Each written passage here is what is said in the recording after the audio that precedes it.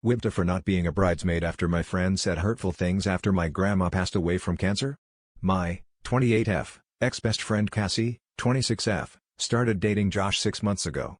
I noticed some red flags during the meet him lunch I attended with them. He was 2 hours late, overly touchy despite Cassie asking him to stop. Then ignored me and only whispered in her ear. After I told her his behavior made me uncomfortable and I would like a fourth person next time, she agreed.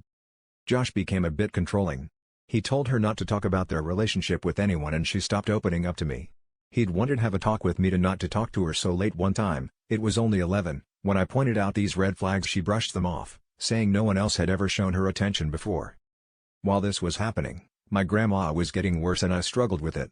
When I asked Cassie to meet up, she repeatedly declined to hang with Josh, even though I had supported her through her family crisis last year. Eventually, I stopped reaching out.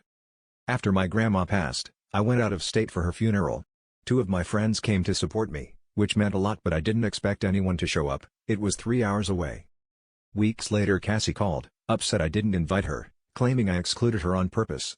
I told her I didn't invite anyone but she accused me of being a bad friend and dismissed everything I'd been going through. I told her I needed grace to not be okay, but the conversation left me hurt. Months later she apologized and said she wanted to fix our friendship. But I noticed I was always the one reaching out again after, so I stopped. A month ago Cassie called to say Josh planned to propose and hinted at wanting me as a bridesmaid, though she didn't directly ask.